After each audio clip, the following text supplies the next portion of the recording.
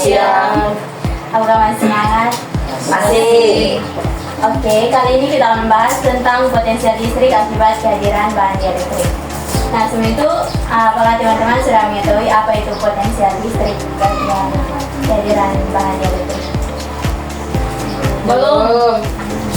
Oke, jadi potensial listrik akibat kehadiran bahan dielektrik merupakan topik penting dalam elektrostatik, khususnya saat membahas kapasitor atau medan listrik di sekitar muatan. Potensial listrik di suatu titik dalam medan listrik adalah energi potensial listrik per satuan muatan, sedangkan dielektrik adalah bahan isolator yang dapat dipolarisasi oleh medan listrik. Nah, kehadiran bahan elektrik menyebabkan kuat medan yang dihasilkan muatan berubah. Suatu muatan juga berubah. Untuk menentukan potensial listrik akibat kehadiran bahan dielektrik, kita dapat menggunakan rumus potensial tanpa bahan dielektrik dengan mengganti epsilon 0 potensial listrik akibat kehadiran bahan dielektrik. Akibatnya potensial listrik di sekitar P sigma 0 dengan K sigma 0 dengan K adalah konstanta dielektrik bahan. Nah, sebagai contoh, jika antara dua pelat sejajar dipasang bahan dielektrik, maka beda potensial antara dua pelat menjadi delta P sama dengan sigma D per K epsilon 0.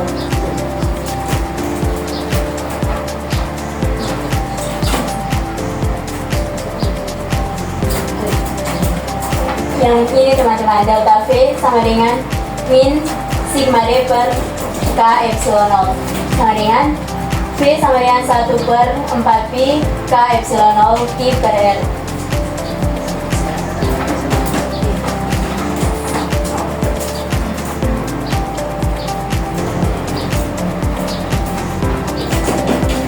Nah, pembenaran dari asumsi di atas ini, yang ini teman-teman, adalah yang di bagian sini.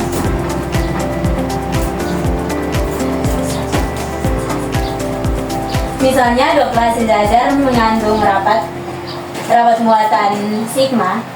Jika tidak ada bahan dielektrik antara dua pelat, maka kuat medan listrik antara dua pelat adalah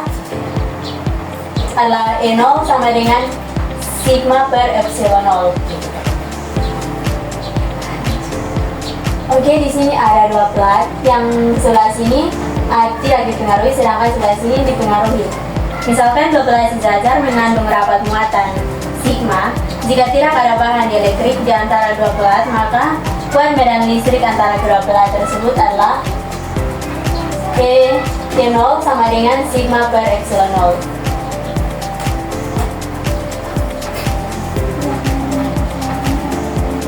Sekarang antara dua pelat kita sisipkan sebuah bahan dielektrik. Akibat adanya medan listrik E, maka polarisasi pada bahan, sehingga secara efektif pada permukaan bahan yang terdekat dengan elektron terbentuk muatan positif dan muatan negatif. Jadi di sini yang kedua ini, yang ini positif dan ini negatif, sehingga di bawah sini positif sigma aksen dengan negatif sigma aksen.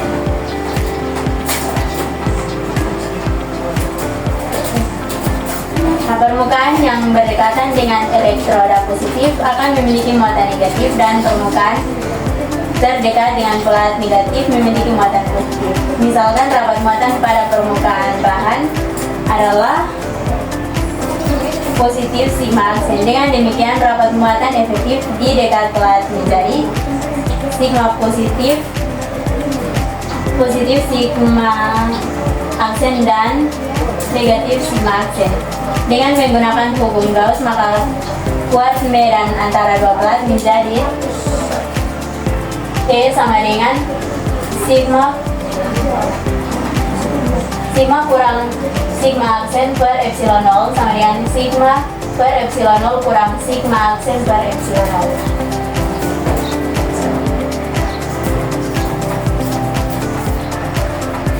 Ini menghasilkan E0 kurang sigma aksen per epsilon 0. Oke, sekian materi yang dapat saya sampaikan. Untuk materi selanjutnya, saya berikan kesempatan kepada teman saya. Oke, selamat siang teman-teman semua. Selamat siang. Saya di sini akan melanjutkan materi yang telah disampaikan oleh teman saya tadi. Di sini saya akan melanjutkan. Tadi teman saya sudah menjelaskan sampai di bagian sini ya. Sini. Maaf, sini. Nah, jika kita amati dengan baik, kita bisa melihat bahwa rapat muatan yang dihasilkan di permukaan bahan dielektrik, ini rapat muatan yang dihasilkan bahan dielektrik itu berbanding lurus dengan kuat medan dalam bahan dielektrik.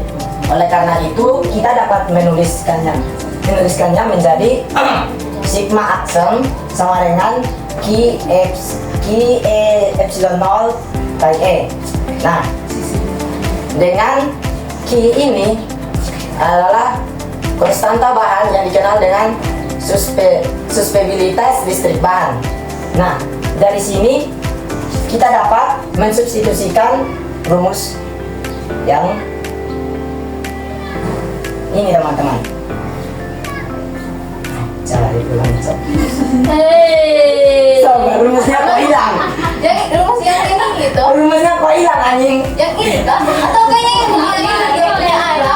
Rumus ini. Yang ini lah. Ganti ini pakai ini anjing.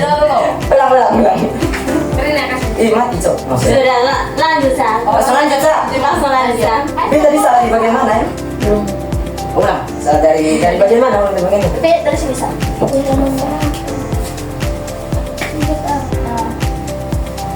Langsung dengan kisah dari yang dengan kisah. Nah, dengan Q ini adalah konstanta bahan yang dikenal dengan susceptibilitas listrik bahan. Oleh karena itu, kita dapat mensubstitusikan nilai ini pada rumus ini, sehingga menghasilkan medan listrik sama dengan medan listrik di udara dikurang dengan Q E epsilon 0 E per epsilon 0. Nah, ini dapat dengan mensubstitusikan yang ini tadi teman-teman, sehingga hasil akhirnya menjadi E0 dikurang QE karena epsilon 0 nya habis dibagi. Nah, kita juga bisa menuliskannya menjadi seperti ini, yaitu 1 ditambah Q kali E sama dengan epsilon 0. Nah, ini kita hanya tinggal memindahkan di E-nya ke teman-teman ke sebelah sini, sehingga menjadi seperti ini. Menjadi 1 tambah Q kali E sama dengan E0. Atau kita juga bisa menuliskannya kembali menjadi E atau medan listrik sama dengan E0 dibagi 1 tambah Q yang sama dengan E0 per K. Kenapa? Karena 1 tambah Q ini sama saja dengan konstanta bahan dielektrik. Dengan ya, K ini adalah konstanta yang dikenal dengan konstanta dielektrik. Nah, dari sini tampak bahwa kuat medan listrik dalam bahan dielektrik sama dengan kuat medan listrik tanpa bahan dielektrik dibagi dengan konstanta dielektrik bahan. Nah, mengecilnya kuat medan menyebabkan potensial akibat pemasangan bahan dielektrik juga mengecil dengan faktor yang sama. Baik, setelah saya menjelaskan tadi, mungkin ada teman-teman yang masih kurang paham atau belum mengerti. Mungkin ada yang mau bertanya, silakan. Atau mau berdiskusi terlebih dahulu, silakan.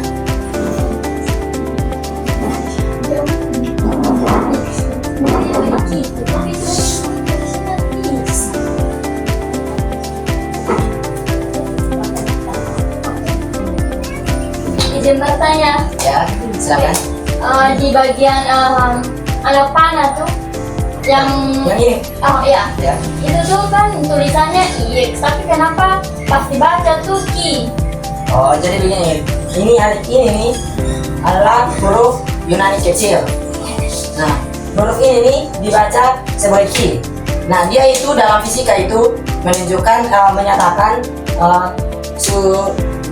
suseptibilitas bahan dieelektrik. Nah, begitu saja. Mungkin masih ada lagi? Kalau sudah tidak ada, saya berikan kesempatan kepada teman saya untuk melanjutkan materi atau memberikan contoh. Teman-teman, tadi kita sudah mendengar dari teman-teman saya tentang menjelaskan tentang apa itu potensial listrik yang diakibatkan oleh bahan dieelektrik. Oke, sini ada satu contoh soal. Saya akan coba membahas. Di sini bunyi soalnya adalah dua pelat sejajar dalam sebuah kapasitor memiliki jarak 2 mm dan masing-masing mengandung rapat muatan sebesar sigma sama dengan 4 kali 10 pangkat min 6 coulomb per meter kuadrat.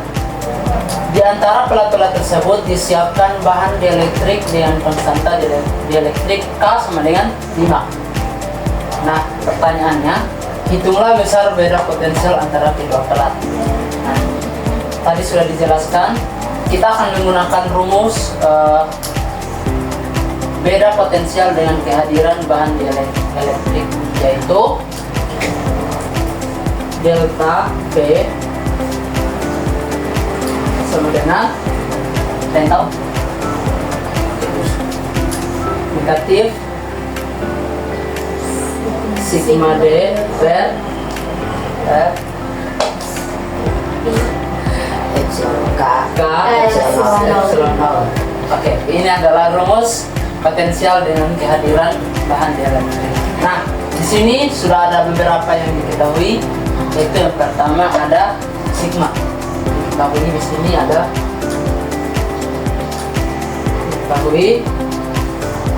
sigma sama dengan 4 kali 10 pangkat 6 coulomb per meter kuadrat.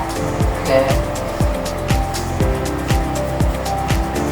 Terus ada di sini jarak. Ini jaraknya 2 mm. oke. Jaraknya adalah 2 mm.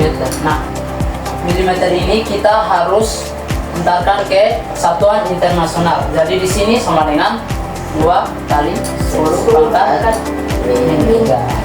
Jadi 2 kali 10 pangkat min 3 meter. ini sudah diantarkan ke satuan internasional, yaitu. Nah, ada di sini yang diketahui lagi Konstanta. kayaknya sama dengan 5. Nah, karena di sini ada rumus epsilon 0, jadi kita pakai nilai epsilon 0-nya itu sama dengan 8,85 kali 10 pangkat Min 12. min 12 Newton Tahun per meter kuadrat. Kali meter. Ini adalah nilai konstanta epsilon 0. Nah, kita masuk dalam pengertiannya.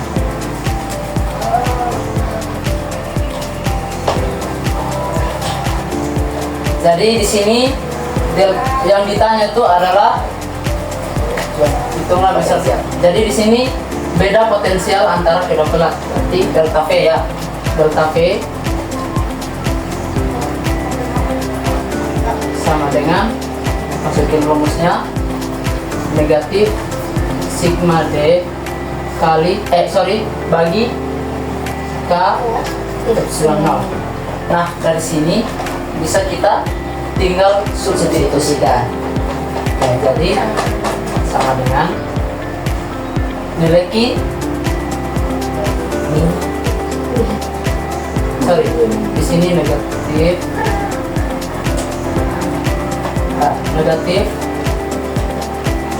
bukan di sini.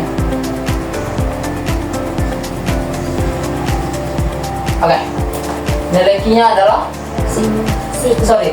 nilai sigmanya adalah 4 kali 10 pangkat min 6 4 kali 10 pangkat min 6 dikali dengan jarak 2 kali 10 pangkat min 3. Oke. 2 kali 10 pangkat min 3. dibagi dengan K-nya. Hanya 5. Oke. 5 dikali 8 kali 10 pangkat min 12. 8,85 kali 10. 10 pangkat min 12. Oke, ini 10 ya. Jadi tinggal kita jumlahkan. Nah, di sini 4 kali 2 sama dengan 8. Oke, sama dengan 10 8 kali 10 pangkat.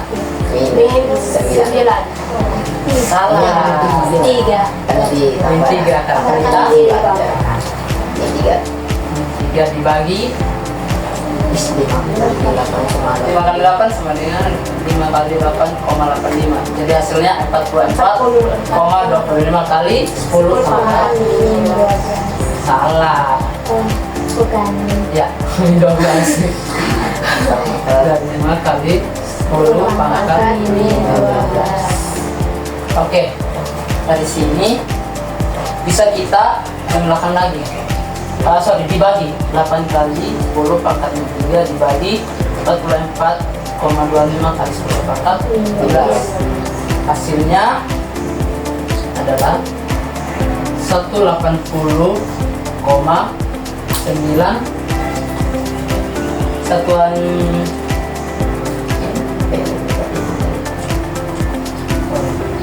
di sini ada negatif ya. Ya, Satuannya apa? volt. Oke. Jadi jawaban delta V sama dengan negatif 180,9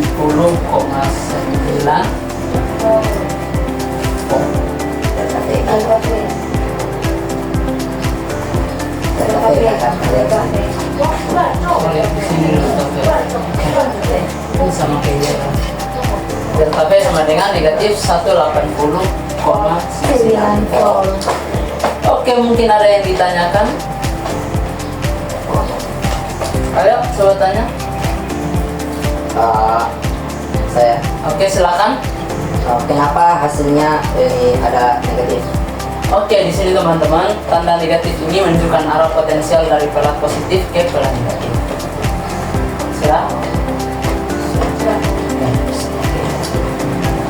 Dari negatif menunjukkan arah potensial dari pelat positif ke pelat negatif. Oke, baik, mungkin hanya ini saja contoh soal yang bisa saya jelaskan. Mungkin untuk contoh soal lainnya bisa teman-teman cari di berbagai AI, dan kalau ada yang mau bertanya lagi silakan tulis di kolom komentar. Terima kasih. Ya, Pak. Oke, sudah.